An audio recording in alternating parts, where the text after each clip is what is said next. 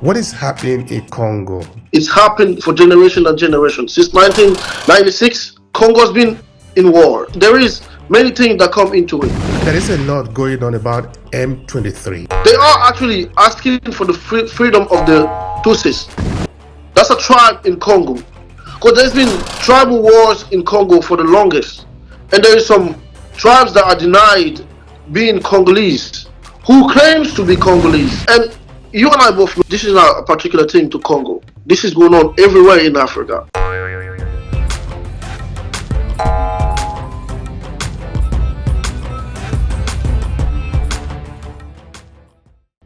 Don't we have a way of sitting down to talk this over? Africans are the hardest to deal with because everybody else tends to forgive and forget. Not even their race, but other races. Do we need to kill somebody to prove that you are or you are not? You can remember World War II. Can we find a way of solving this problem so we don't need to kill the people that who we are saying we are or we are not? For Africans, when some people whose tribe is being killed, they don't want to stop.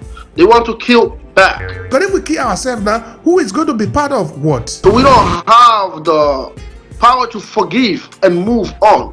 You are a leader of a people. For over 30 years, there is a fight going on. Of what use is that fight to your people? That has no impact on him whatsoever.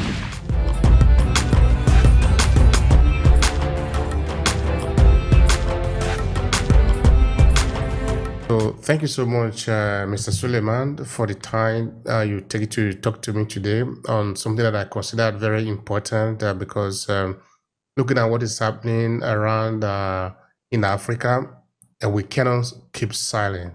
It's impossible to keep silent.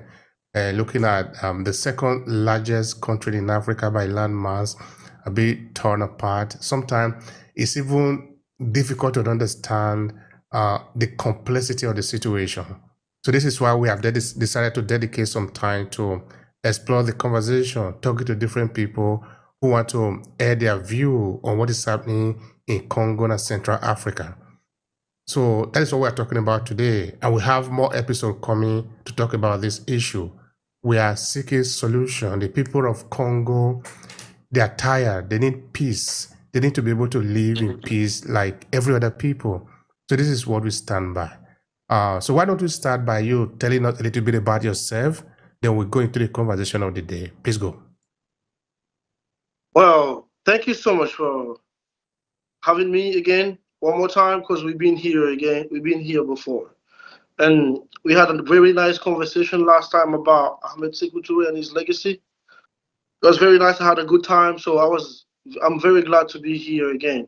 I am Souleymane Conde. I'm originally from Guinea, Conakry, and now I'm living in the United States of America. I'm a YouTuber, beginner YouTuber. I do YouTube videos about Africa and Africa's problems because I've seen that the young generation that we are disconnected nowadays to politics, and we forget that it's young generation like us, young men from 17 to 25 like us, that gave independence to Africa. So if now we are out of the political picture, I think that's very bad for Africa because we are the future of Africa and we are the ones that are connected to the time. So if we don't do the work, I don't think the elders can do it as good as we can. So I kind of speak for every young man that has a dream for Africa to be the Africa of our dreams because we've been dreaming about it for a long time. I don't think it's going to be in our lifetime, but for us, it's going to be a privilege to be the ones to sacrifice our life for the best of Africa. Thank you so much. Thank you so much, Souleymane. I appreciate your time for being here. Yeah, you're absolutely right. The last time that you were here, we talked about the life of Ahmed Sékou Touré. That was, of course, that remained an important series that we are doing. We haven't finished it. We are still on it. It's about the life and legacy of the prominent people in Africa and in the African diaspora, those who have shaped the path that we are trailing. Because we didn't make the road. One thing I say quite often in my storytelling series is that the road that we are traveling were not created by us. Other people have created the road before. So we are on the road, but this road was not created by us. We are not the pioneers. So it is important that we remember to celebrate those who sacrificed everything for us to have a road to even travel. So no matter how hard it might be for us as Africans, or how hard it might be in Africa, we need to understand that we wouldn't even be here at all without the sacrifices of other people. So we need to celebrate those individuals. That is where that series is coming from. Talking of people like Marcus Garvey, talking of people like Amesi Couture, like you made mention of, talking of people like many other individuals in the diaspora, but also those in Africa who have shaped the path that we are today. But of course, we haven't got into the destination. And if you look at it from the point of view of spirituality, both the past and the present are connected. Both our ancestors and us are connected in the single journey of becoming a better part in this life. So we're going to do our part, like you said. We're not going to wait for any person to come and do it for us. This is why we're also talking about it today. Now, Yeah, please go. human nature is, human nature is interchangeable. Since the dawn of time, it has been the same thing. We're not saying because now we're in 2025 that people living in the year 1800s didn't have aspiration to better life. They didn't know what better life looks like we do right now. But they knew what better life looks like on their time. That's the difference between the time. So the human nature is unchangeable. We were aspiring to freedom since colonization, since slavery. People were aspiring to freedom, and they did their job. They made sure they set an example for us. They made sure they show us what to do and who to look up to, because it would be very difficult for young Africans to evolve and to get to their destination if we didn't have people to look up to. Absolutely. But the fact that we have people to look up to who did it, but not just did it, but did it in the most fantastic way they can do it. Even the end result wasn't final, but it was a road that was shown to us that this is the path to success. So us studying them, teaching children about them is a great way to show them that you had great ancestor, so you can be great and you are great. Absolutely, absolutely. You cannot underestimate that by any yardstick at all. You cannot underestimate that at all. Particularly if you have children running around you, you must let them understand that they are standing on the shoulders of giants, that they have ancestors that they can be proud of. None of them were perfect. We are not perfect. We are not supposed to be perfect, but we're supposed to be on the path of becoming perfect, of becoming the better version of ourselves. All right, talking about being perfect, talking about the journey, talking about where we are going, talking about better life. The life of the Congolese people are important for us today. But today is particularly is. What is happening in Congo? Today, there is a lot going on about M23. There is a lot going on about a lot of people that are dying, people that are losing their home. I have a lot of Congolese friends, people who have told me how all their life they have always seen this conflict. Of course, you can see it. You can see it. So anyway, give me the picture. Give the people the picture. What is going on in Congo? So I think there's a lot of information to find out about this situation. There's a lot, because this life, like you said, you have friends that were born in Congo, and they said this war and this conflict has been going for their lifetime. It's happened for generation and generation. Since 1996, Congo's been in war. It's been a constant war zone. Till nowadays, it's been a constant war zone. Why? I think because there is many things that come into it, but there is a ethnical conflict. There is also boundaries conflict, and there's many other conflicts that come into it. There is also economical conflicts between, we would say, Congo and the West. You see what I'm saying? So, based on all that, I would say it's very difficult to judge in this war, because any side you listen to, you find that okay, they have a reason. But to me personally, it's not the reason for the fight that we should consider the most. It's the solution for the fight that we should consider the most. Because the M23 that we're talking about was created in 2012, March 23rd, March 23 movement. It's a rebel movement that was formed by another rebel movement that was a Congolese government that was in the Congolese government. So they are actually asking for the freedom of the Tutsis. That's a tribe in Congo. Because there's been tribal wars in Congo for the longest. And there is some tribes that are denied being Congolese, who claims to be Congolese. And you and I both know this is not a particular thing to Congo. This is going on everywhere in Africa because of what happened before independence. Because when the Berlin Conference was happening, they set borders. They have to limit borders by mountains and stuff. But some part of Congo was left in Rwanda, for example, because they limited them by how they wanted. It was for the benefits of the West, not for African benefits.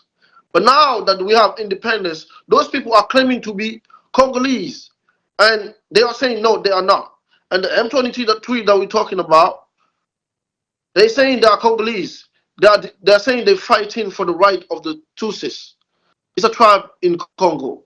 They're also saying they are against the government because of the mistreatment that the government is giving to people and the favoritism that they're showing to one ethnicity over to another. So to me, I would sit back and say, okay, they have a point. The Congolese also are saying that they are not Congolese. They perhaps have a point. The Congolese government is saying that those people are not Congolese. Perhaps they have a point. But to me, that's not the point. The real point we should all be making is it's not about the border. It's not about who is Congolese, who is Rwandese, who is from where. It's about that we are all Africa. We pretty much came from the same empires if we go all the way back. It's about settling the war and limiting the amount of people dying. Thank you so much for that, Souleymane. That is important. You see, okay, we are just basically going to probably go to fly around this survey because these things are really deep. I understand. There are a lot of historical points that need to be ironed out here. You see,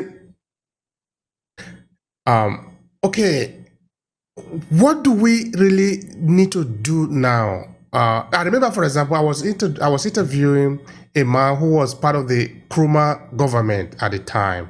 Okay, Nkrumah was overthrown and was going to Vietnam to intervene in the war of in the American war against the Vietnam. He was going there to intervene, and then, of course, on the way, he was overthrown at home. Then I was asking this gentleman, okay, he's an elderly man now. I interviewed him twice. Of course, both of them, they are available on our podcast. I was asking a very simple question.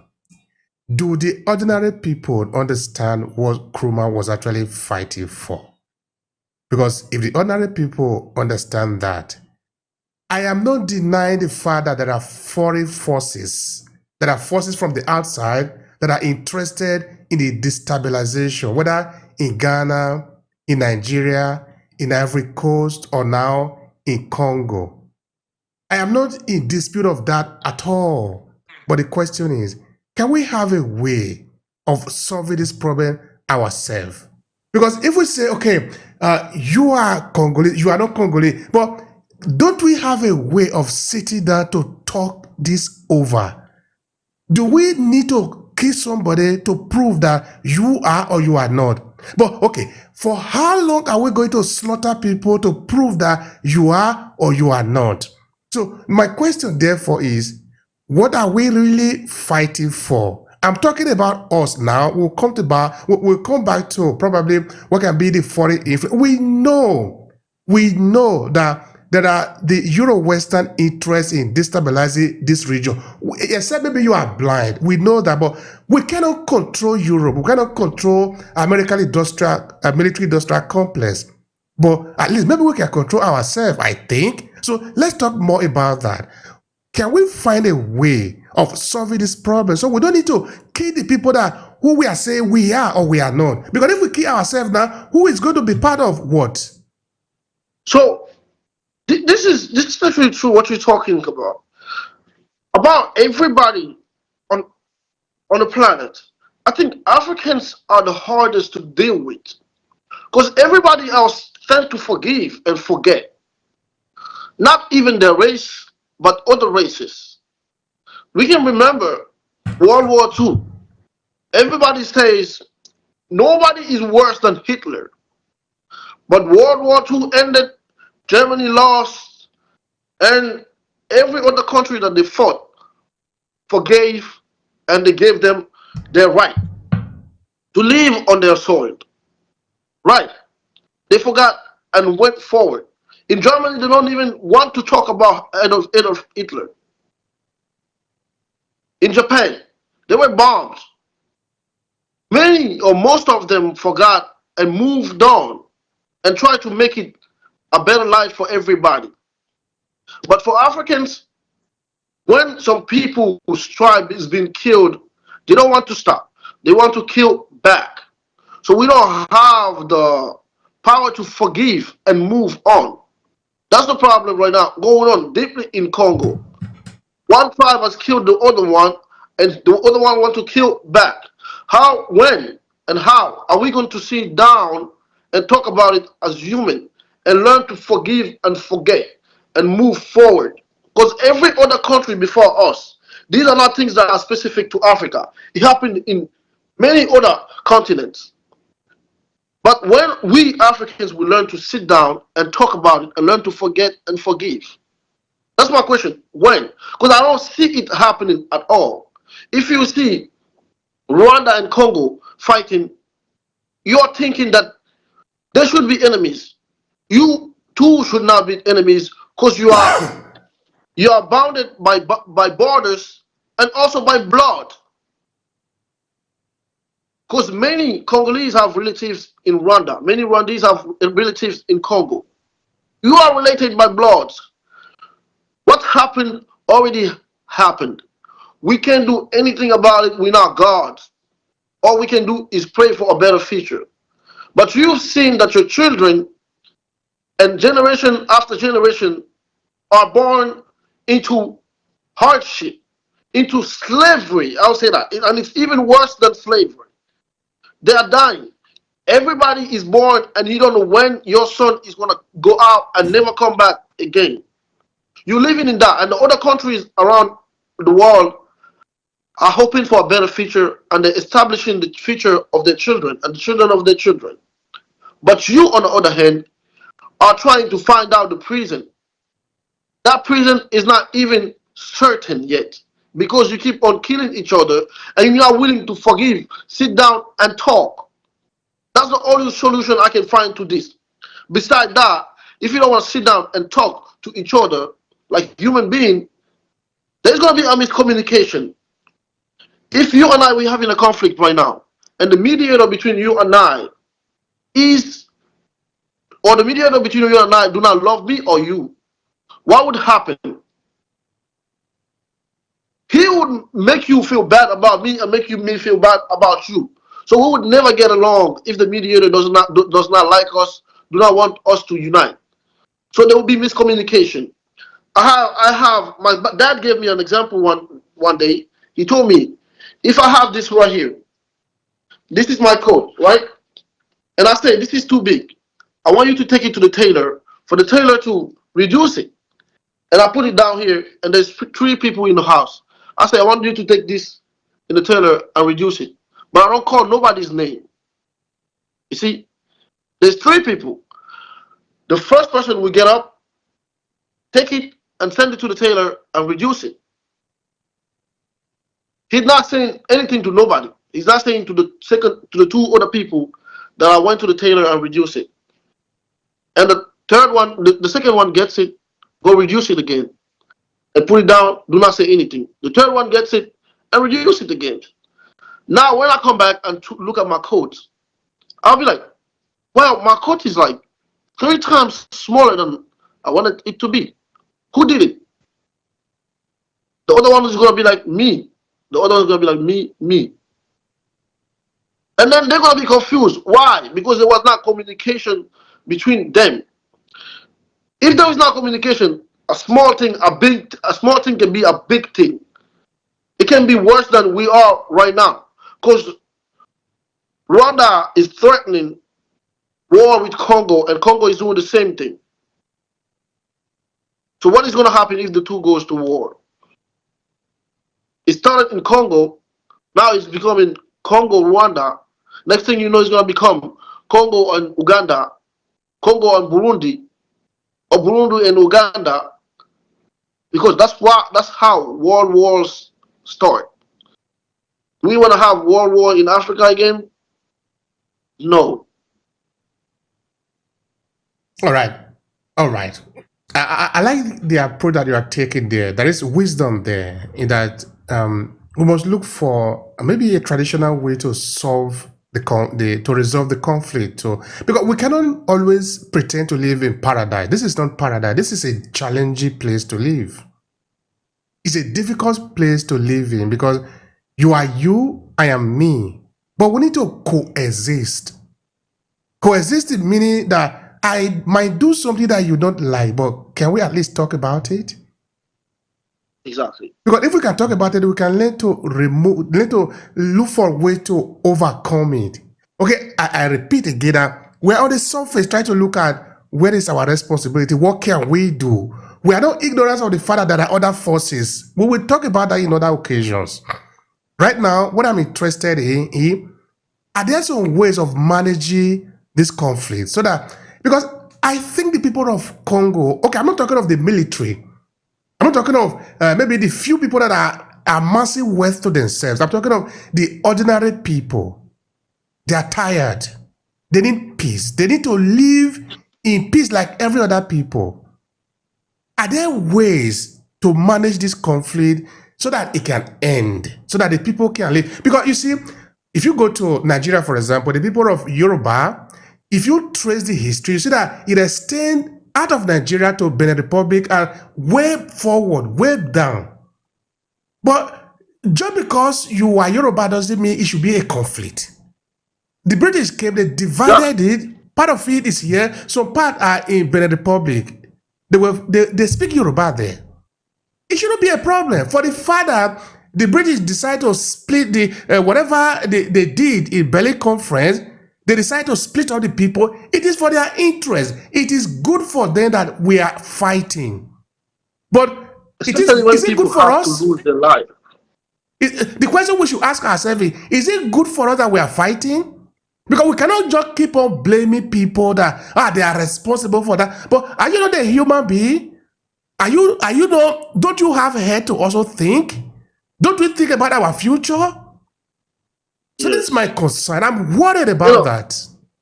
That's why I'm saying, I understand what you're saying, but in this conflict, it's very hard because we don't know the backstage. We don't know what's happening backstage.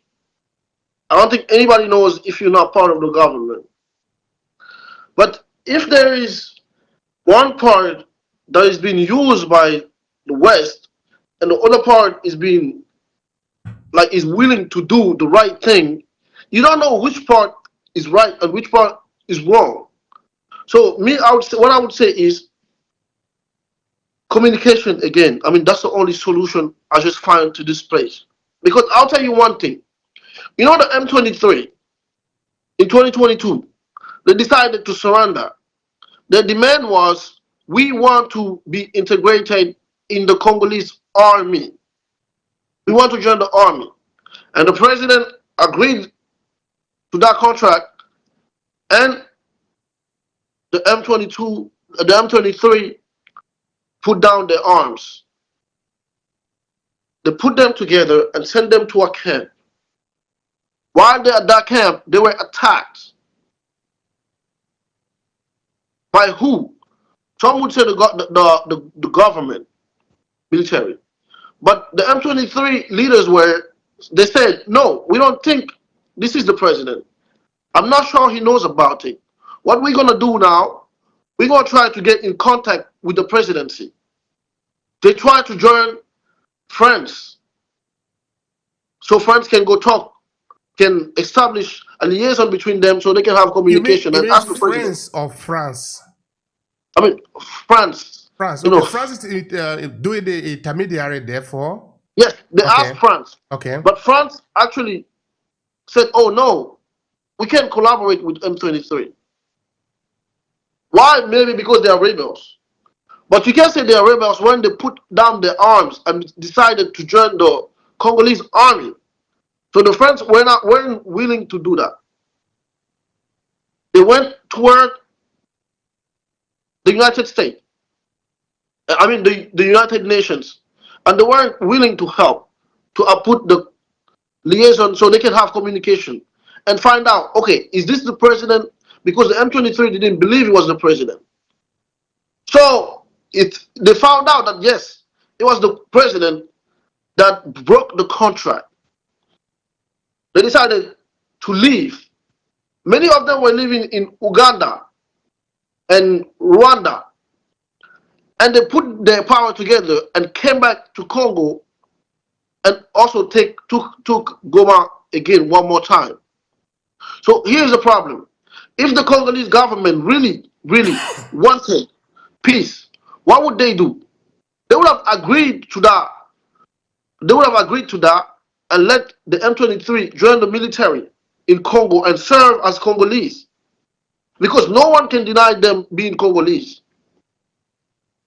Because in Congo, even the Bayamulengis are being denied. No one can also deny them being Congolese. Because every record that exists says that they're Congolese. So if the president really wants peace, I think he would have agreed to that. He never agreed to that and they broke those laws. That's why there's mistrust now. Nobody trusts each other. So how you going to have contract with somebody that you don't trust? The M23 do not trust them and they don't trust the M23. So it's a big whole thing going on. They just have to sit and talk. All right. Now, I've got a question. I've got a curiosity. The M23, they are fighting for, let's call it the diasporas of the Congolese people who are supposedly part of the Congolese people, but they are not allowed to be part of. So they are fighting to merge with their brothers and sisters. Is that correct? Right. Okay, so where are they at the moment? Are they like kind of scattered in different parts of Africa? Like part of them, they move from Congo to Burundi, they move from Congo to Rwanda, or they after the independent was when the border was created, part of them were in Congo, part of them were in Burundi. Those of them that were in Burundi don't want to remain in Burundi. They want to join their brothers in Congo. Is it like that? Can you clarify that part? Well, I would say it's like that, but it's also deeper than that. And I think there's a lot of research to do about this thing because regardless of what we see right now, there's going to be a deeper explanation if we talk to locals. Because there's some people that still live in Congo that have been denied being Congolese. So can you imagine those people living back at another country and they say they're Congolese? So yes, that's basically what they're doing. They're denying them the right of being Congolese. They say they can't take the territories. And if you think about it, to me, I would say maybe I agree with you. You're right. You should protect your borders and you should protect your identity as Congolese. But if it has to cost millions of people, millions of Congolese life, because sometimes I don't even call them Congolese, I call them Africans. Because when there's 6 million Congolese that died, it's 6 million Africans that died. If it has to cost 6 million Africans their life, why can't you integrate a community on the land? You see, this is the example I was giving you earlier. People forget and forgive. When when white people came to America, what happened? They found Indians. They wronged them. They took away their identities. They took away their cultures. They belittled every single thing that the Indian loved. But what happens now? We are in peace now. They gave some benefits to the Indians living among us, and the Indians learned to forget and forgive. Now we're living together in peace. Why can't we, between us, without the United Nations being involved? Because we've seen over and over again that the United Nations is a failed organization, especially when it comes to Africa. We've seen it many times. So why do we have to let them be involved? Why does France has to be involved? You gotta remember this. Before independence, they talked about human rights before we became human. Because when they were talking about human rights, we were in chains. So to them, they were talking about humans' rights. We weren't human at that time because we were in chains. So these people cannot come and be the referees between us Africans, because it's not going to help. They never did anything for us. All they do is the interest of their countries. And for us to sit and look at them, we can see even in Congo, before Patrice Lumumba died, he went to the UN and he decided to get refuge over there. But they didn't allow him. They kicked him out and gave him away. He was captured and killed. They could have prevented his death, but his death was not benefit to them.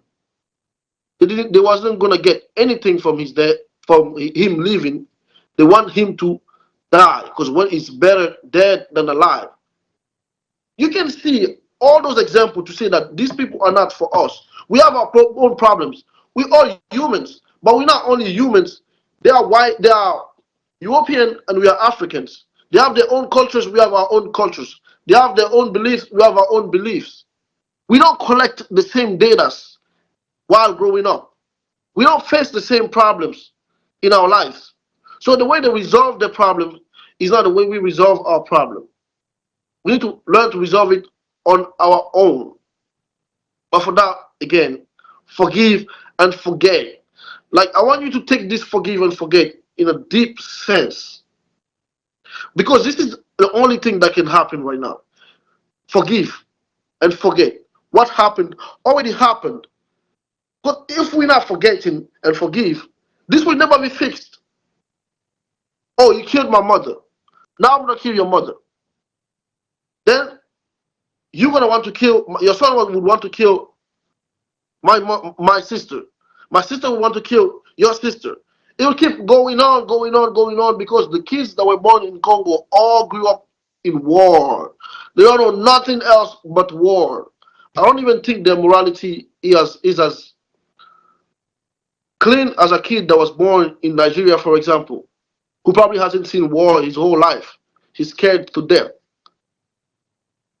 So this is bad. We need to learn to forgive and forget. Get together. Because the Congolese government, I want to put this up here. The Congolese government, actually, the Eastern African put their effort together and sent their military over there in Congo, because they wanted to be mediators between them, between the Congo government and the M23. What the Congo president did is just one morning got up and said that everybody has to leave. Nobody can be a mediator between them. Why? Maybe because he wants to blow them up. Maybe because he thinks the only way of fixing this is to kill the M23.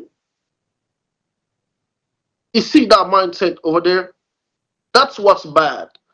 Now, me personally, I'm thinking, people are looking at it in a way that they're saying the M23 is wrong, it's wrong, it's wrong. Maybe. I'm not saying they're not wrong, But I'm saying if they put down their arms and decided to join the Congolese army, and the president refused it, accepted it, and then broke his contract, I'm thinking, okay, maybe he's the one being used by the West. Have you ever thought about that? All right. The West.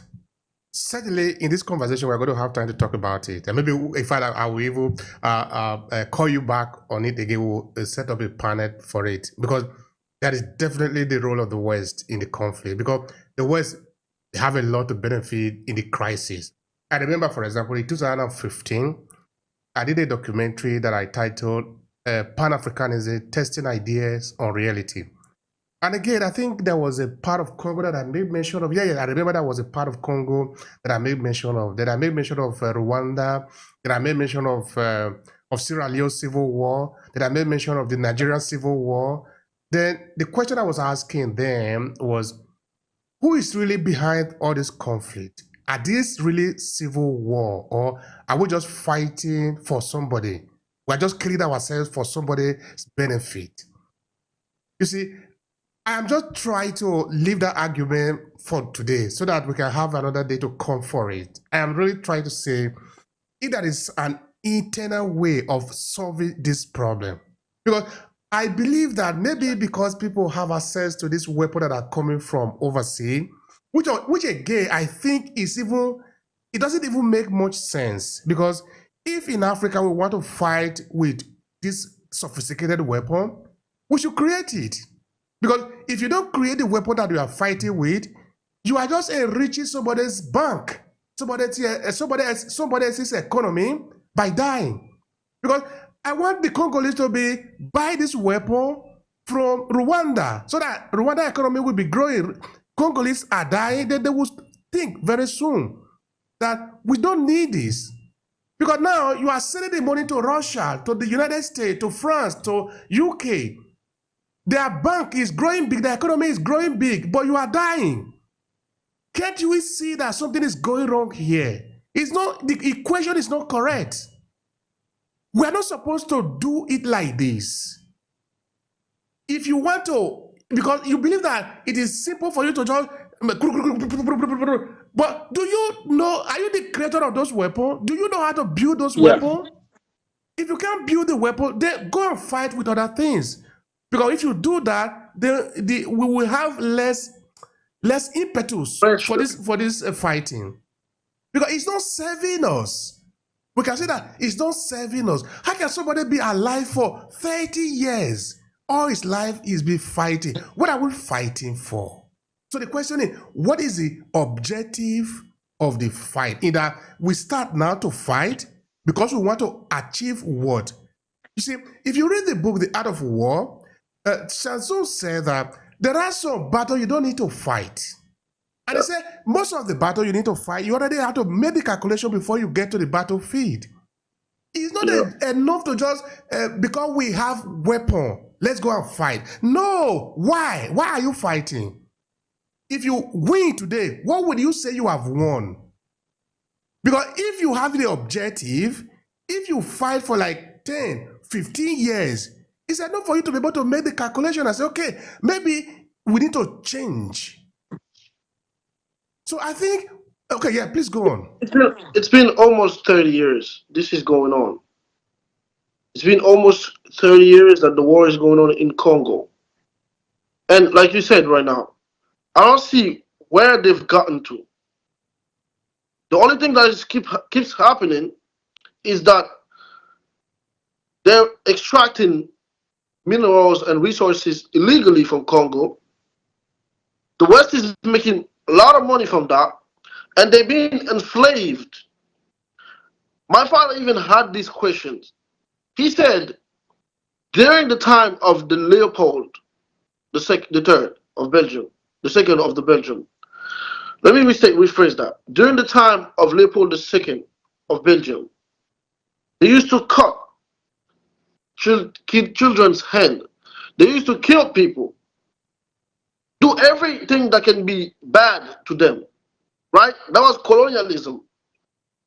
That was external force coming in Africa.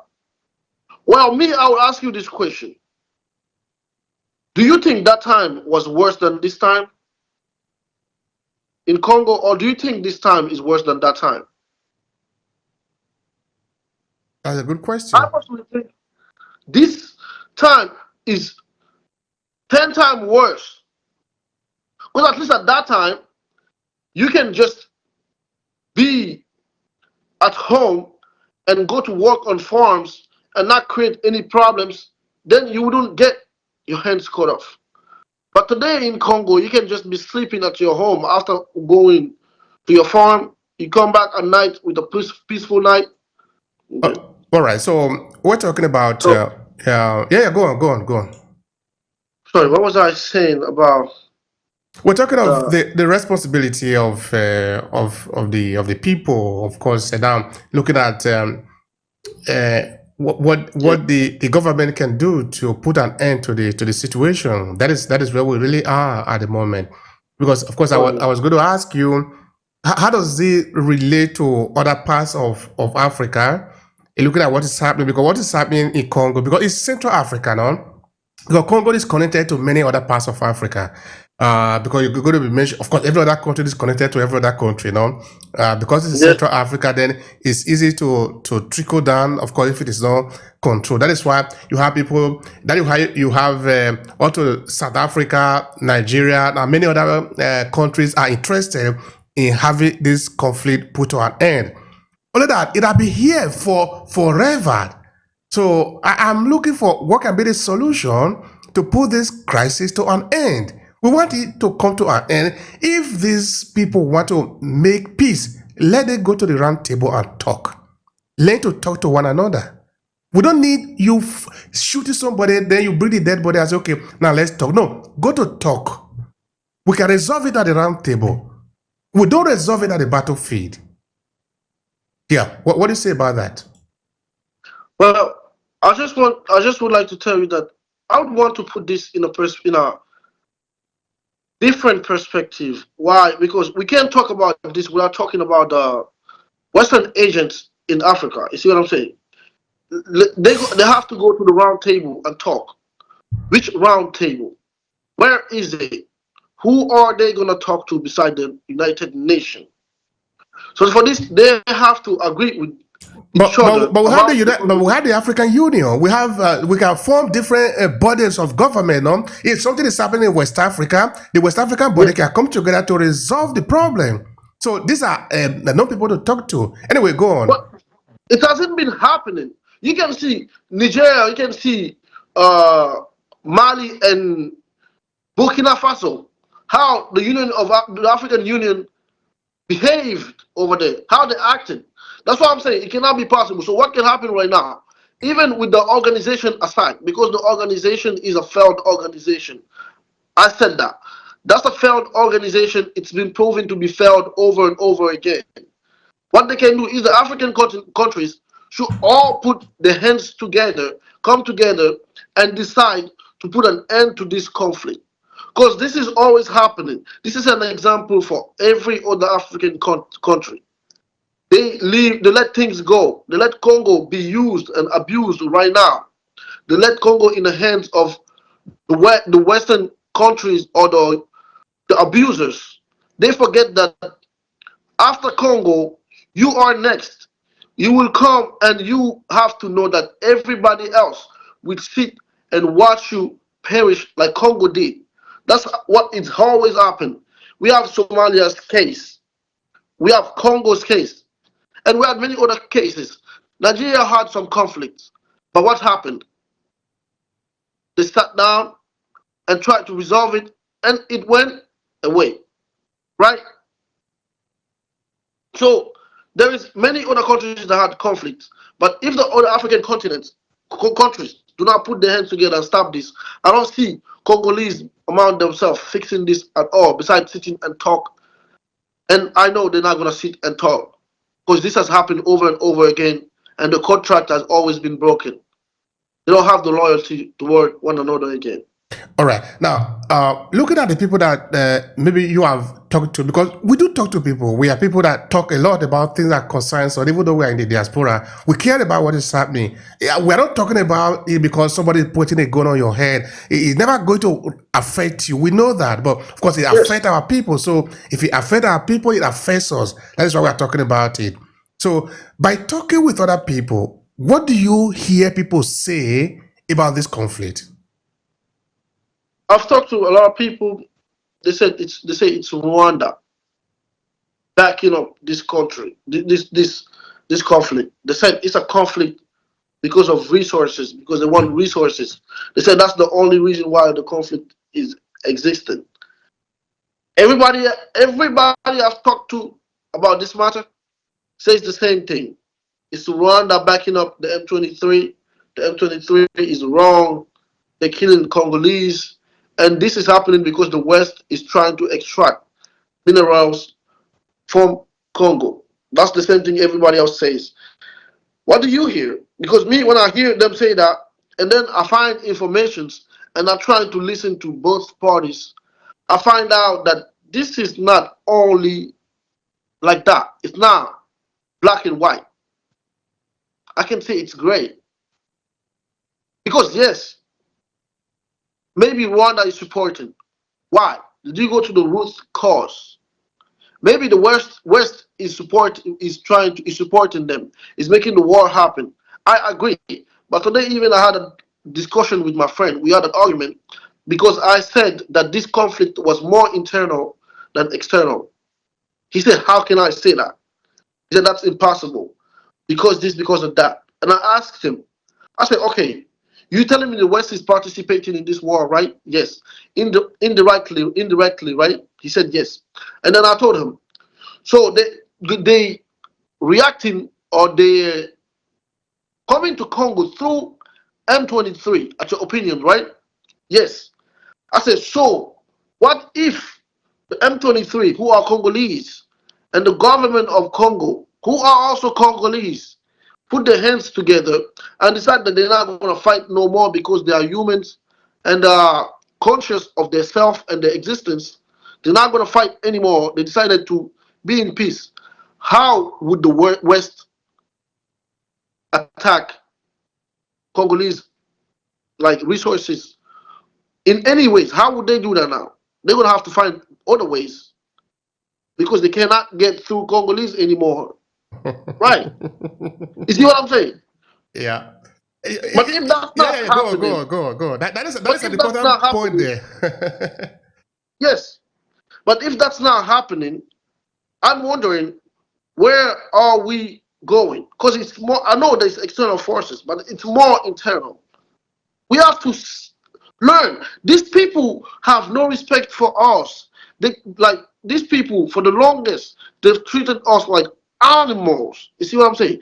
They said when they came for colonization, they said they came to civilize us, and they said we didn't know what we want. They know what we want, so they're gonna tell us what to do to be the best version of ourselves. So basically, they're telling us that we are irresponsible. That was colonialism. And back then, people fought colonialism.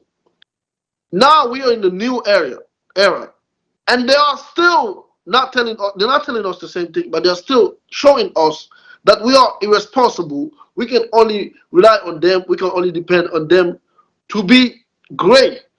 And I'll tell you one thing: they're right Thank because you. we've been proving over and over again that they're right. Thank you so much for that. Thank you so much for that. You see, these are the conversations that we really need to have. We really need to make. You see, this is why I was making reference of The Art of War before, the book by the ancient Chinese general Shan Zun, who was saying that strategy is very important. Of course, you are for the military background. You understand that that book is of highly military importance and of intelligent importance. Now, Yes. we need to talk. We need to talk intelligence in that you are a leader of a people. For over 30 years, there is a fight going on. Of what use is that fight to your people?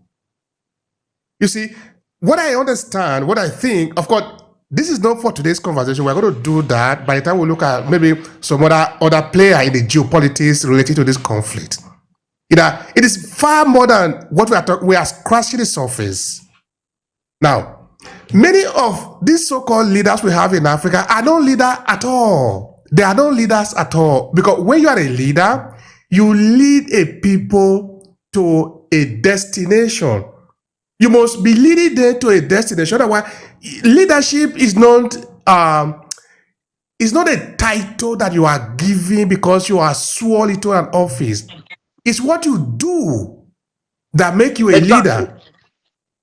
You don't become a leader because you are the oldest person. You become a leader because you are leading. If that is what you are doing, you are destroying your country. How can you call yourself a leader? So you must, okay, you know what I want to see? I want to see African leaders that have a vision of how we can compete in the world. I want to see young Congolese also having a vision of how they can build the best plane in the world. But how can we do that in this conflict? That is why I'm saying they are not leaders, because if they are leaders, they should think about that. They should understand that there are still the ego. Oh, I am the best. I am the Oga of the room. Yeah, but let's bring down the ego a little bit. Let's talk. Our country is the most important now. The Democratic Republic of Congo is supreme. Is the most important now. What can we do to save this country? Because we are leading people for this country. We don't need to destroy this country, because if we destroy this country, what are we? We are useless. So we must do everything to save this country. Yes, this is what you're saying right now, right? You're asking the question to the Congolese government, right? You know what you should do? Ask this question to all the African governments, all the African presidents.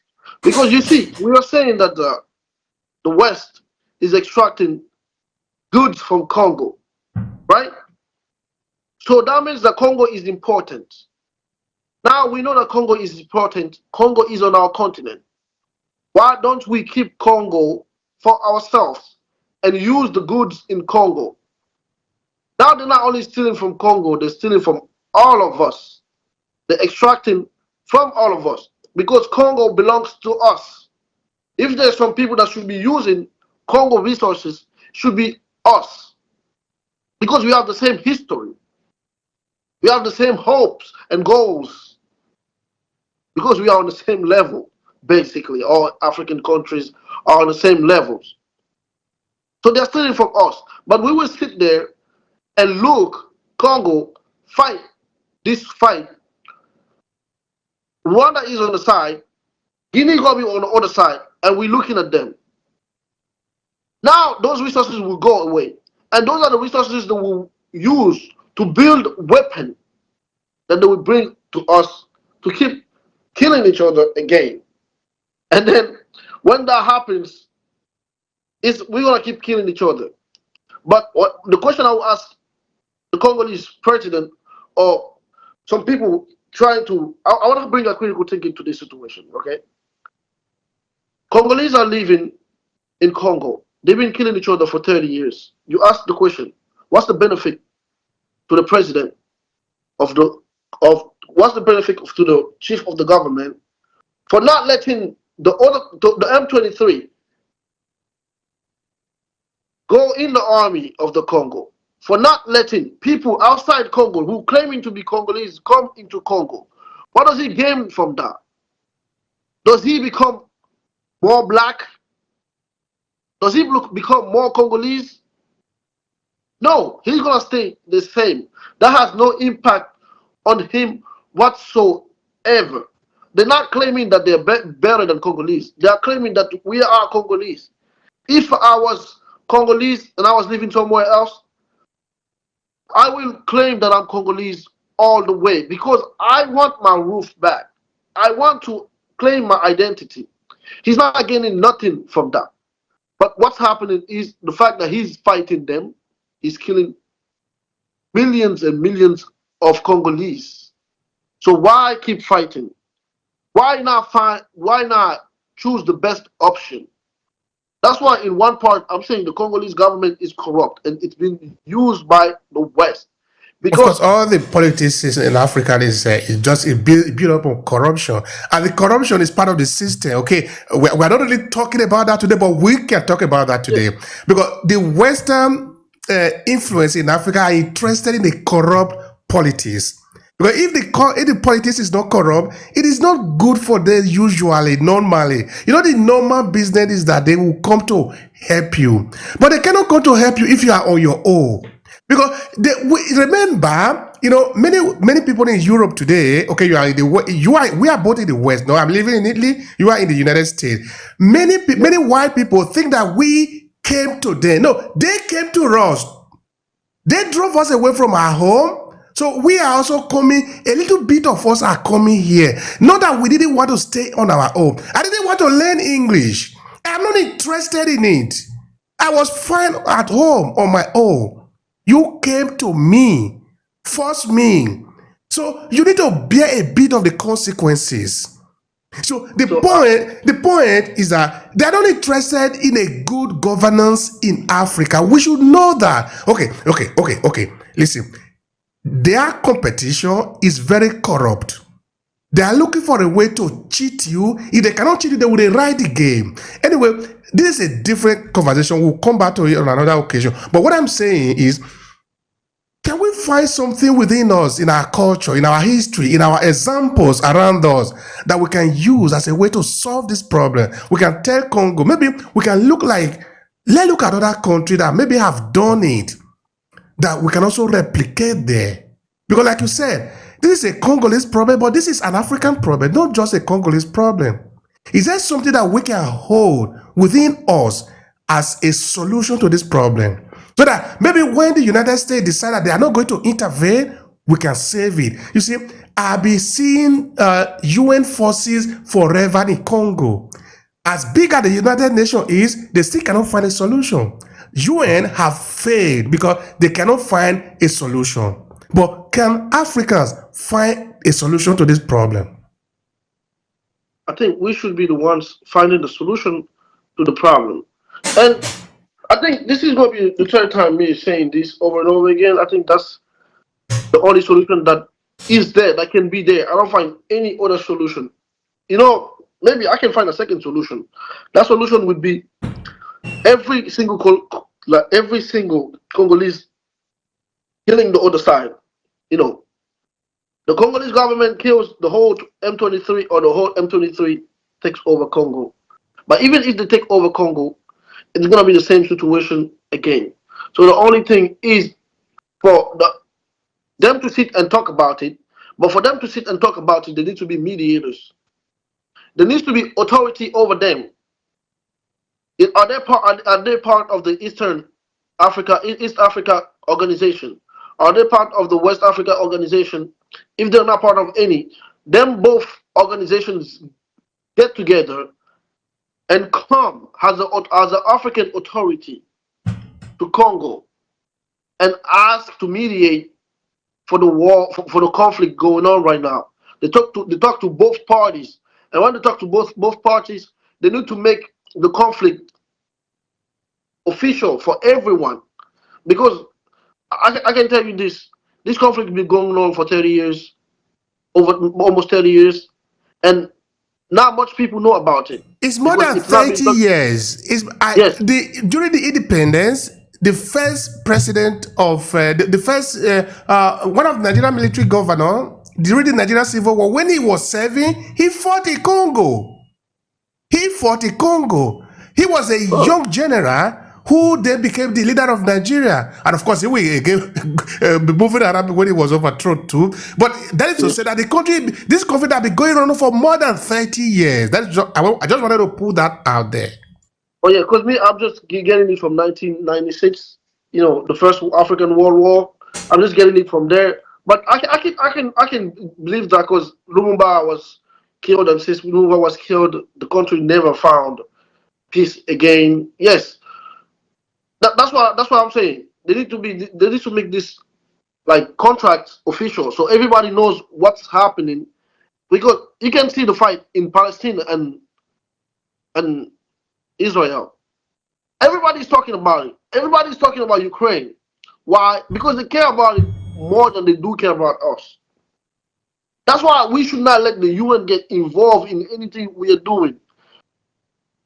Before you even fix this problem, let's try to have an organization of Africa that can be an authority over us, over countries, that we can get along, get together, and decide to do something.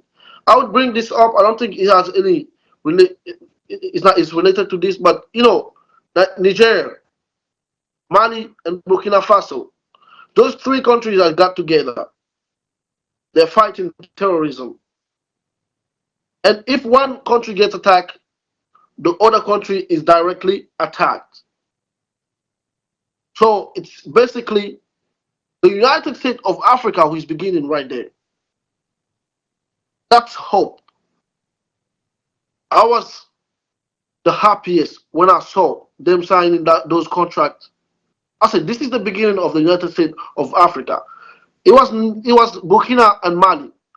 When the United Nations of Africa, right, decided to attack Niger because they had a coup d'etat, the two countries said, if anyone dares to attack Niger, we will both attack you. You're going to war with Burkina Faso and Mali. So they said, oh, if we do that, it's going to be a little hard for us. You know what? Let's back up. Because there is force. Force stops force. Equal and opposite force also. The yin and the yang. We need to have those structures in Africa. We need to have authorities. And we need to behave like humans. Like, now, let me get into character a little bit, okay? We need to behave. We need to be humans. We need to stop acting like we are animals in a jungle. We're not gorillas like people think we are. Because sometimes I've been thinking we Africans, we are gorillas. Because I don't see any difference. I don't see so much difference. People said that we weren't responsible. And every single day we show them, yes, we are not responsible. We are what you say we are. Master, Toby be a good, can I say the word? Master, Toby be a good nigga for master. Every day we saying the same thing. When we have a conflict, we can't fix it for ourselves. It's like you and your wife having conflict, and your friend has to fix it for you every day. Like If he sleeps with your wife, if he sleeps with your wife 2 years after, whose fault is it? You or your wife? I would say it's your fault because you are responsible of the house. You own the house. You have a brain. You are a man. You fix your own problems. Nobody has to fix it for you. The same way, we are Africans. We are not less intelligent. We are as intelligent as they are. You live among them, right? So you live among them, right? You know they're not more intelligent than you. You know if you apply, you can be as intelligent and more intelligent than many of them are, and all of them. So we need to put up in the work and teach people responsibility. Us wanting to do things because we are and because we want to be. Not because those people can help us. We need to take decisions for ourselves and be ashamed a little bit. Sometimes when you're an African and you walk into a room, no matter how confident you are, you feel a little down. Why? Because you are African, because how people are going to look at you, because of how people think about you. And you know, when you think about Africa, you know it's true. I say the same words to African Americans. You are African American. It's good. But you don't like Africa, well, that's too bad for you. Because right now, when the Chinese have a problem in Africa, when the Chinese have a problem in America, the Chinese government intervenes. They say, oh, you're doing this to the Chinese community. We don't like it. We can put sanctions. We can do this, we can do that. We can negotiate. But you are black. You are as black as they come. You're American. Okay, there's many Chinese Americans too. But when you get into trouble, who comes for you? It's Africa that should be coming for you if you don't like them. So don't even worry about being in jail. You will keep going in jail over and over again. Nobody will come for you because this system was not built for you. No system was built for us. Let's behave, learn, be responsible, and stop letting history happen again, and again. If you and I fight once and I win, we fight twice and I win. If we fight 3 times and I win, regardless of what you tell people, they will tell you that I am better than you, that I've exposed your physical capacity and your mental capacity through fighting. So if we are Africans and we are saying once, Toby be a good master, Toby be a good nigga for master, we're saying it twice. Again, now we are independent. We've been going to school forever. We've been studying anything that they've been studying. We've been coming among them. And we still letting them control us.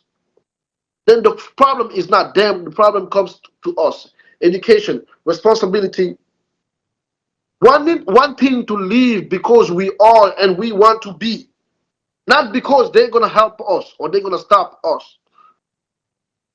Responsibility, man. Thank you so much for that. I appreciate I what don't you're know, saying. I got into some character a little bit.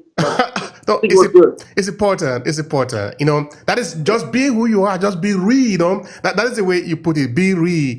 We need to be real in situations like this because we are talking of several millions of people that have been killed. So it got into a point that we really need to be real about it. It's enough. We need to stop being children. Let's be men enough to take care of the responsibility and also take care of when we go wrong, we also accept it that we are wrong. We can't just expect that they are going to bail us out. They're not bailing us out. Let's find a way to fix the problem. Europe is not coming. US is not coming. It is the, even if they come, it's not even normal. It's not normal. It's not normal that somebody is coming to help you fix the problem. We need to look for a way to fix the problem. So thank you so much for that. I really appreciate it. So what is going to be your final thought today to complete the conversation?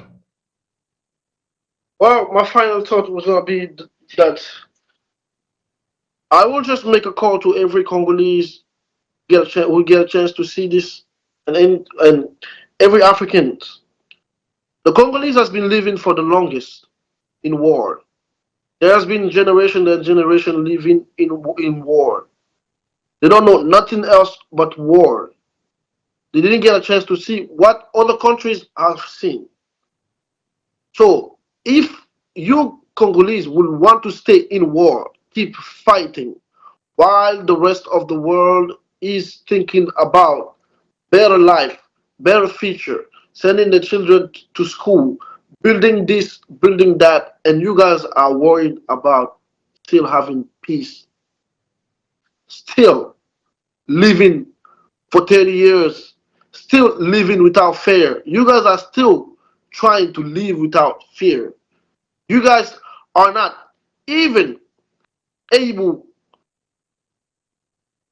to live like your neighboring countries. It's hard.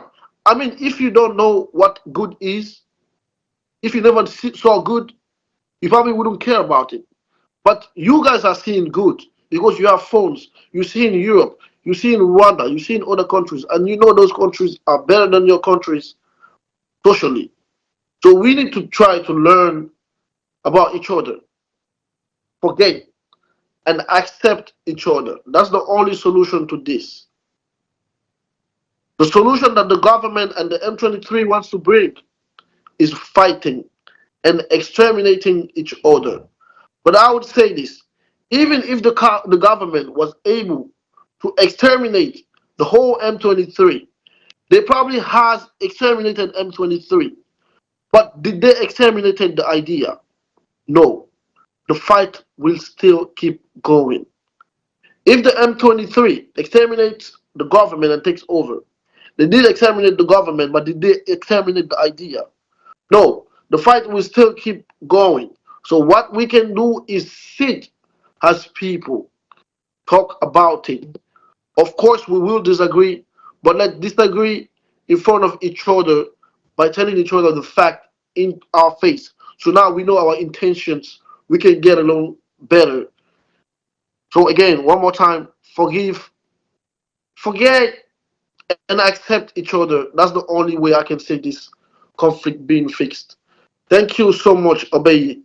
Like always, it's a pleasure to be here with you. And you are a great guy to have a conversation with. Appreciate you having me. Thank you so much, brother. I appreciate you. I appreciate the intelligence that you share here and the value that you share here with the people. I really appreciate Thank it. you. And of course, we are saying this out of love. We love our fellow Congolese people, our brothers and sisters. They are really great people.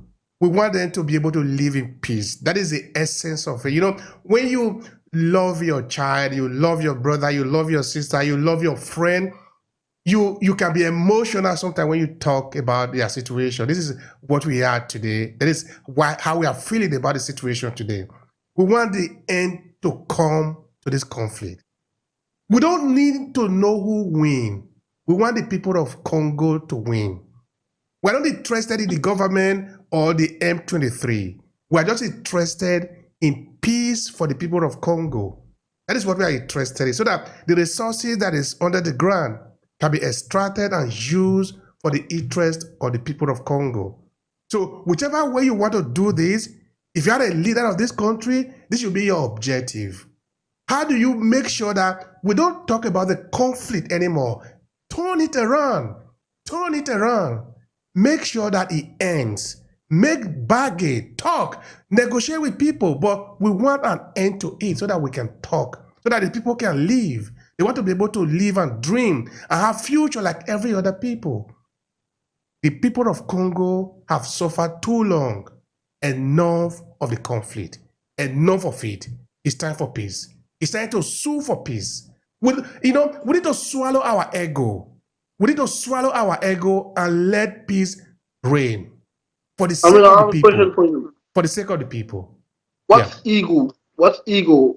Because, like I always say, there's the worst thing, the two worst thing to have on earth is being arrogant and incompetent at the same time. You cannot be arrogant and incompetent at the same time. It's the worst thing that can happen to a man. But you can be arrogant and competent. But for us Africans, many of us are arrogant and incompetent. There is no competence whatsoever. You might be thinking about stuff that you're going to do good for Africa. But when you come and you get intimidated by the so-called West, because everybody's saying the West is corrupting this person, that person. If you are being corrupted by the West, then you are incompetent. Because when people call you to come, we make you a president for peace. We make you a leader for wealth. We make you a leader for everything that can be great for us at the best of your ability. But if you don't fulfill any of them, you can't even bring peace to us, the most basic human right. I think that is more necessary than anything. Peace. Being able to sleep and wake up knowing that I'm less in danger. I think if they can do that, they're incompetent and arrogant.